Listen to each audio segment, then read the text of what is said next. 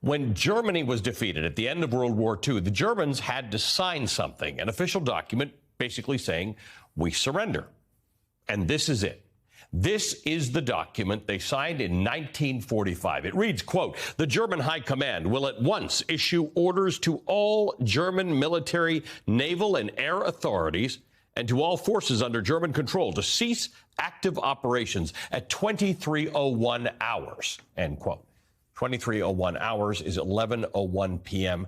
Central European Time on May 8th. So on May 8th, 1945, crowds poured into the streets in the United States and the United Kingdom to celebrate the victory over Germany. May 8th is celebrated to this day among Western allies of World War II as VE Day, Victory in Europe Day. That's this Sunday, May 8th, VE Day. It's also Mother's Day, so don't forget to call your mom. But you will note that in that German surrender document from 1945, at the end of the official end of hostilities was 11:01 p.m., 23:01 military time, Central European Time on May the 8th. But in Eastern Europe, in the Soviet Union, that was after midnight. That was already May the 9th.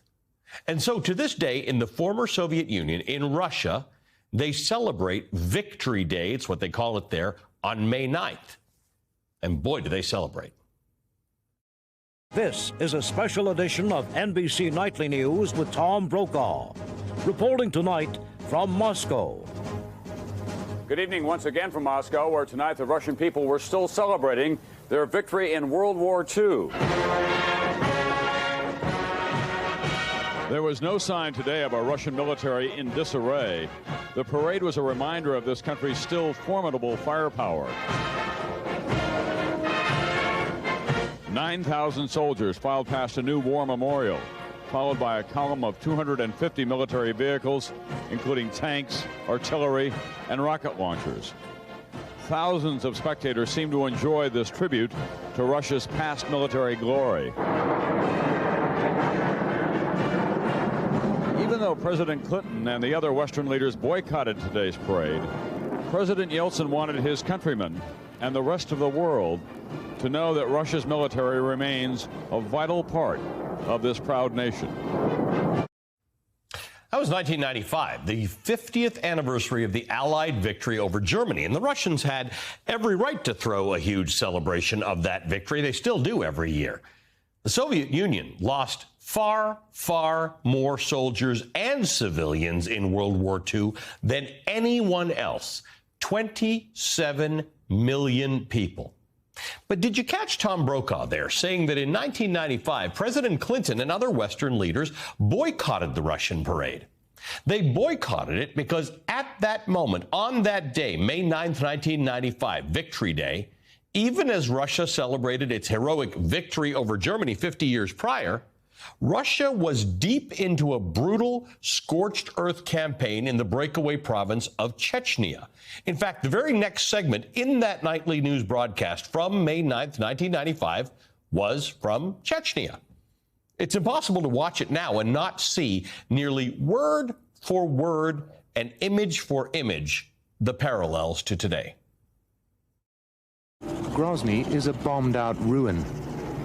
It took Moscow's army 6 weeks to blow it to bits. Now Russian soldiers patrol the city and most of the surrounding countryside, but at night, Chechen fighters stage raids from positions in the mountains. Thousands of civilians died here. Work crews still find bodies in the rubble. One of Grozny's 4 cemeteries is reserved for the unidentified.